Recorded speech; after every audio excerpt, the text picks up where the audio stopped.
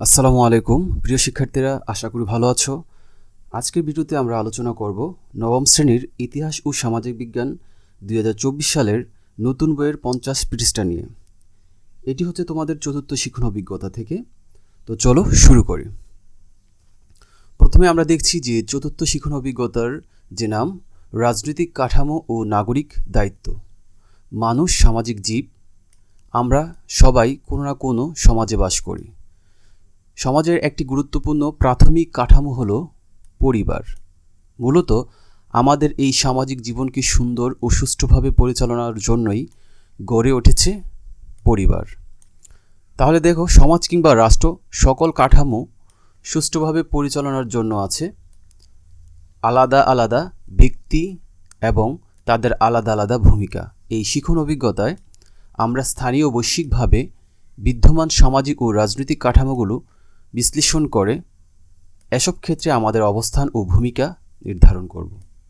সেই লক্ষ্যে পুরো শিক্ষণ অভিজ্ঞতায় আমরা কিছু একক ও দলীয় কাজ করব। স্থানীয়ভাবে বিদ্যমান সামাজিক ও রাজনৈতিক কাঠামোর কার্যক্রম পরিচালনা সম্পর্কে বৈজ্ঞানিক পদ্ধতিতে অনুসন্ধান।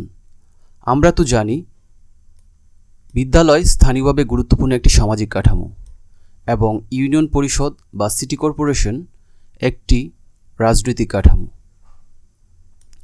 আমাদের প্রত্যেকের পরিবারের সকল কাজ শৃঙ্খলার মাধ্যমে করার জন্য পরিবারের সকল সদস্যকে আলাদা আলাদা ভূমিকা আছে, তাই না? তেমনি আমাদের এলাকা সঠিকভাবে পরিচালনার জন্য কিছু মানুষ দায়িত্ব পালন করে থাকেন।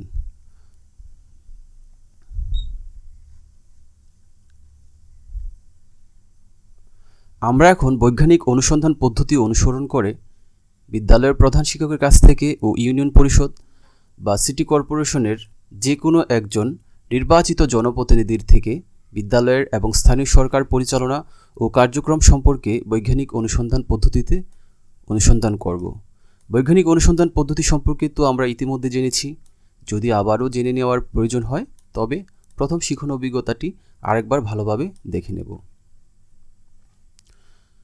কাজটি করার জন্য আমরা দুইটি পৃথক প্রশ্নমালা তৈরি করে ইউনিয়ন পরিষদ বা সিটি কর্পোরেশনের যে কোনো একজন নির্বাচিত জনপ্রতিনিধি ও বিদ্যালয়ের প্রধান শিক্ষকের কাছ থেকে স্থানীয় সরকার পরিচালনা এবং বিদ্যালয়ের কার্যক্রম সম্পর্কে বৈজ্ঞানিক অনুসন্ধান পদ্ধতিতে তথ্য সংগ্রহ করব। কাজটি আমরা 5 থেকে 6 জনের দলে ভাগ হয়ে করব।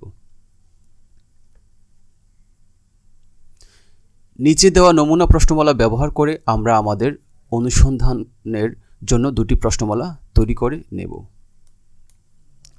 তাহলে এখানে মূল যে বিষয়টা আমাদের বুঝতে হবে তা হচ্ছে এই কাজটি হচ্ছে তোমাদের জন্য একটি দলীয় কাজ।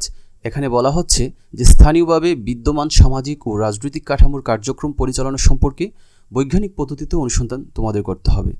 তো এখানে যে বিষয়টি বলা হচ্ছে যে সামাজিক কাঠামো হচ্ছে কি একটি স্থানীয় কাঠামো, সামাজিক কাঠামো বিদ্যালয় হচ্ছে একটি সামাজিক কাঠামো এবং ইউনিয়ন পরিষদ বা সিটি কর্পোরেশন হচ্ছে একটি রাজনৈতিক কাঠামো। অর্থাৎ এই বিদ্যালয় এবং ইউনিয়ন পরিষদ বা সিটি কর্পোরেশন নিয়ে তোমাদের দুটি প্রশ্নমালা দেওয়া আছে।